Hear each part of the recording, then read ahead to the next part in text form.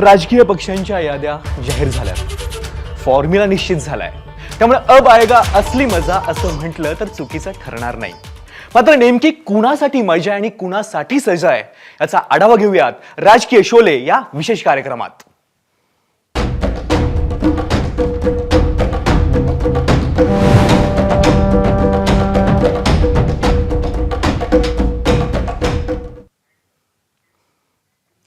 अमित ठाकरे वेगळ्यानं ओळख करून देण्याची गरज नाही. मात्र राज ठाकरेंचे पुत्र या पलीकडे ओळख निर्माण करण्यासाठी अमित ठाकरे आता विधानसभेच्या आखाड्यात उतरले आहेत. निवडणूक जरी अमित ठाकरे लढणार असले तरी परीक्षा ही राज ठाकरेंची आहे. लेकराच्या माथी विजयाचा टिळा लावण्यासाठी राज ठाकरेंनी काय रणनीती आखली आहे, राजपुत्रासाठी कोणता चक्रव्यूह आखण्यात आलाय, पाहूयात राजकीय शोलेचा हा स्पेशल रिपोर्ट. अमित ठाकरे राज ठाकरेंचे थोरले चिरंजीव अशी आजवरची अमित ठाकरेंची ओळख. मात्र अमित राज ठाकरे या नावापुढे आमदार ही अक्षरं झळकणार का याची फक्त महाराष्ट्रालाच नव्हे तर दिल्लीलाही उत्सुकता आहे. कारण आदित्य ठाकरे यांच्यानंतर अमित ठाकरेंच्या रूपात दुसरे ठाकरे प्रत्यक्ष निवडणुकीच्या आखाड्यात उतरले.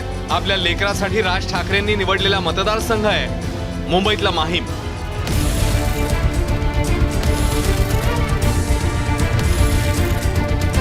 निवडणूक जरी अमित ठाकरे लढवणार असले तरी प्रतिष्ठा पणाला लागली आहे ती मनसे अध्यक्ष राज ठाकरे यांची. माहीमचा किल्ला जिंकताना फक्त राज आणि अमित यांचीच नव्हे तर संपूर्ण मनसेची अग्निपरीक्षा असणार आहे. कारण स्पर्धा आहे ती 3 वेळा नगरसेवक आणि 3 वेळा आमदार राहिलेल्या शिंदेंच्या शिवसेनेच्या सदा सरवणकरांशी. एकच दिवस नाही तर सतत सातत्याने 7 दिवस मी लोकांसाठी उपलब्ध असतो, वर्षाचे 365 दिवस. त्यामुळे एका दिवसाने काय होईल मला माहिती नाही. सदा सरवणकरने आयुष्यात कधीच दबावाखाली कामच केलं नाही. एखादा कार्यकर्ता आला असता ज्यांनी वर्षानुवर्ष त्या मनसेनेचं काम केलं आहे, पण तसं न होता प्रमुखांचे चिरंजीवच आले. मला असं वाटतं एक रंगतदार लढाई होईल. माहीम जसा मनसेचा बालेकिल्ला तसाच ठाकरेंच्या शिवसेनेचाही तो गड आहे. 2019 मध्ये राज ठाकरेंनी आदित्य ठाकरे यांच्या विरोधात वरळीतनं उमेदवार दिला नाही. उद्धव ठाकरेंना त्याची परतफेड करण्याची संधी होती. मात्र अमित ठाकरेंच्या विरोधात उद्धव ठाकरेंनी माहीम मधून महेश सावंत नावाचा मावळा उभा केलाय. तिरंगी लढत होणार आहे. मनसे आहे, शिवसेना आहे आणि याच्यामध्ये विजय हा शिवसेना उद्धव बाळासाहेब ठाकरेंचाच होणार आहे. 23 तारखेला अशीच आम्ही जल्लोषमध्ये मुलाखत तुम्हाला देणार. पक्षप्रमुखांनी सर्व पदाधिकाऱ्यांना इच्छुक होते सगळ्यांना एकत्र आम्हाला बसवलं आणि त्यांनी सांगितलं की मला बाकी काही नाही पाहिजे, सगळ्या जणांनी एक दिलानी आणि एक मताने काम करायचं आणि माहीमवरती पुन्हा दादरवरती माहीम नाही दादरवरती भगवा हा फडकलाच पाहिजे. 2019 मधल्या मदतीच्या परतफेडीची अमित ठाकरेंना अपेक्षा होती का? तुम्हीच ऐका. नेहमी सांगतो की राजसाहेब एक भूमिका घेतात ते ती ठामपणे घेतात आणि ती उपकाराची भूमिका नसते की मी उपकार केलेत. त्यांची ती भूमिका असते आणि त्यांची कधी इच्छा नसते की समोरच्यांनी परतफेड करावी. कारण साहेब मला नेहमी बोलत आले की हे राजकारण आहे, समोरचे लोक कसे आहेत हे आपल्याला ओळखायला पाहिजे. त्यांनी परतफेड करावी ही आमची सवय नाही आणि इच्छा पण नाही. आपल्या लेकराच्या राजकीय कारकिर्दीची सुरुवात माथी विजयाचा टिळा लागून व्हावी असं कोणत्या पित्याला वाटणार नाही. आणि हाच विचार करून राज ठाकरे यांनी अमित यांच्यासाठी माहीमची निवड केलेली दिसते. हेच राजकीय समीकरण थोडं सोप्या भाषेत समजून घेऊया. लोकसभेत राज ठाकरेंनी भाजपला बिनशर्त पाठिंबा दिला. राज ठाकरे आणि देवेंद्र फडणवीस यांच्यातले संबंध नेहमीच चांगले राहिले आहेत. भाजप आणि ठाकरेंच्या शिवसेनेने माहीम मधून उमेदवार दिला तर मतांच्या विभागणीची दाट शक्यता आहे. मतांच्या विभाजनाचा अमित ठाकरेंनाच फायदा होणार असं राजकीय विश्लेषकांचं मत आहे. याशिवाय माहीमच्या मतदारांचा कल, तिथलं जातीय समीकरण, मुद्दे या सगळ्या गोष्टींचा राज ठाकरेंनी सखोल विचार केलेला दिसतो.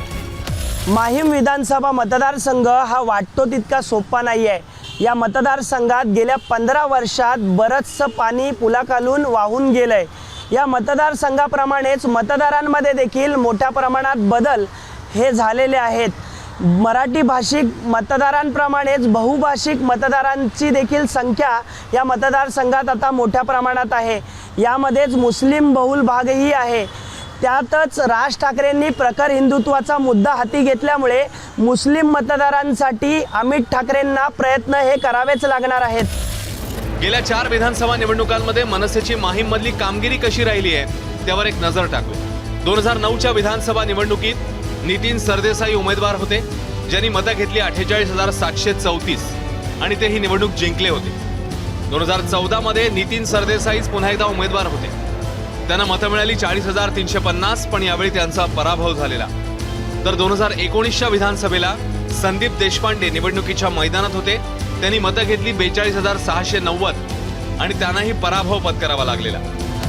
मतदारांना आकर्षित करण्यासाठी अमित ठाकरेंना स्वतःची अशी वेगळी छाप पाडावी लागणार आहे. माहीमसाठी त्यांचं नेमकं विजन काय आहे?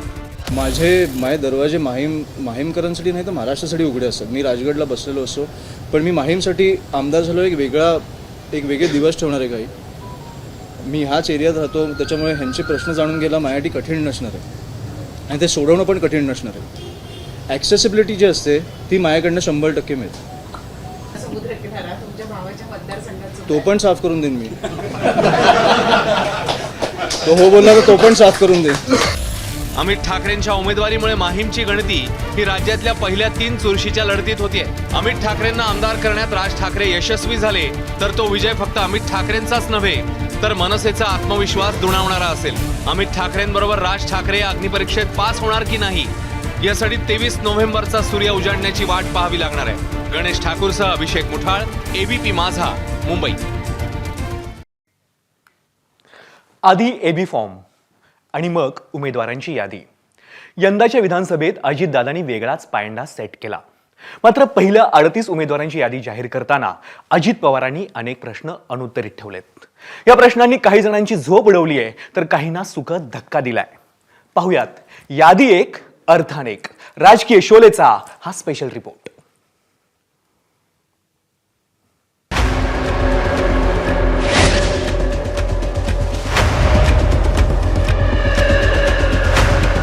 आज काही जागांच्या वरचे उमेदवार आम्ही या ठिकाणी घोषित करतो आहोत. बारामती मतदारसंघातून आदरणीय अजितदादा पवार.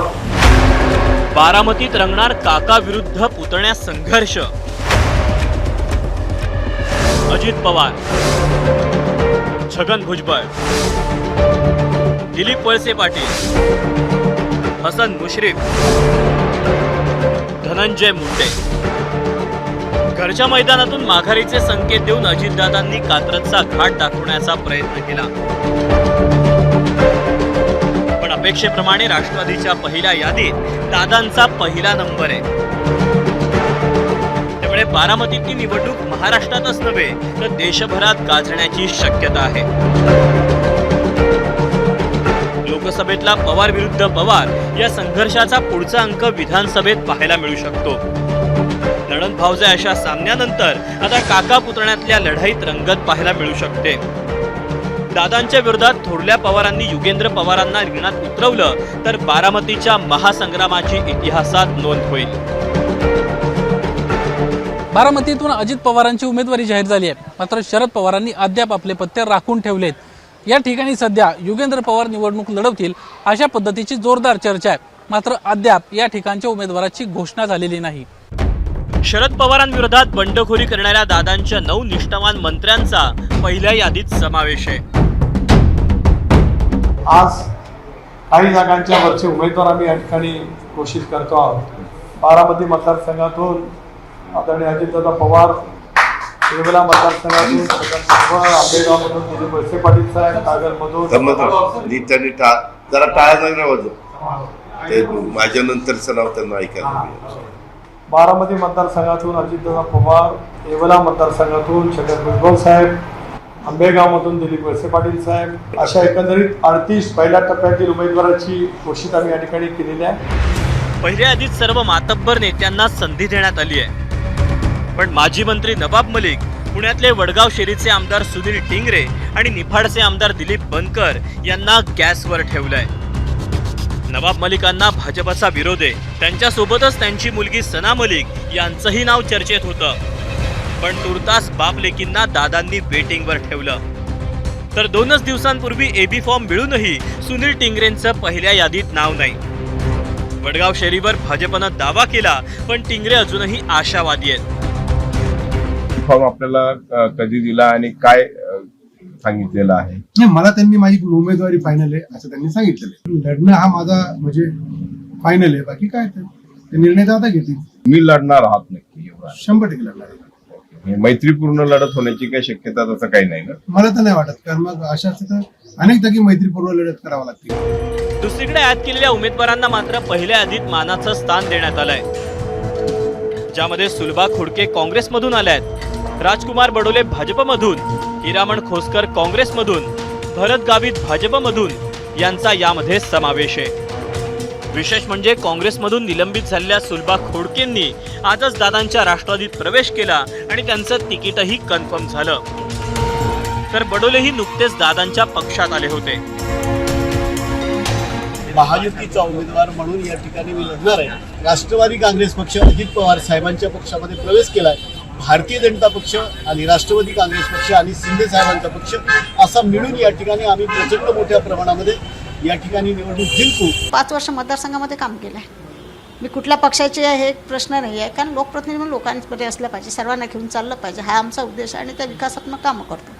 म्हणून माझी खात्री आहे की मी 100% निवडून येणार. भाजप आणि काँग्रेसमधून नुकत्याच आलेल्यांच्या गळ्यात उमेदवारीची माळ पडल्यानं साहजिकच निष्ठावंत नाराज झाले. अर्जुनी मोरगावमधून भाजपमधून आलेल्या राजकुमार बडोलेंना उमेदवारी मिळाल्यानं चंद्रिका पुरे थेट अजितदादांवर तुटून पडले. त्यांनी एक खुलं पत्र लिहून दादांना विश्वासघातकी म्हटलंय.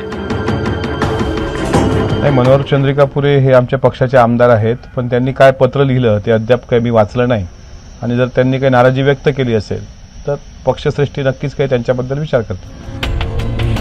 लाडक्या बहिणीसाठी अजितदादा गुलाबी रंगात धावून निघाले. लाडकी बहीण योजनेचं सर्वाधिक क्रेडिट घेण्याचा प्रयत्न कुणी केला असेल तर तो दादांनी.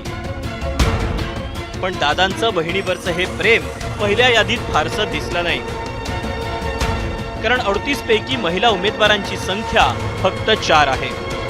या पहिल्या यादीत आदिती तटकरे श्रीवर्धनसाठी, सरोज अहिरे देवळालीसाठी, सुलभा खोडके अमरावती शहरासाठी आणि निर्मला विटेकर पाथरीसाठी उमेदवार असतील. महायुतीचा फॉर्म्युला ठरण्याआधी तीनही पक्षांनी पहिली यादी जाहीर केली. आता महायुतीच्या 106 जागा राहिल्या आहेत. त्यातल्या अजितदादांच्या वाटेला किती येणार आणि त्यापैकी अजितदादा किती जिंकणार यावरून महायुती आणि राजकारणातलं अजितदादांचं स्थान निश्चित होणार आहे. ब्युरो रिपोर्ट, एबीपी माझा. आणि यानंतर राजकीय शोलेच्या आजच्या भागात इथेच थांबतोय. पाहत रहा एबीपी माझा. एबीपी माझा, उघडा डोळे बघा नीट.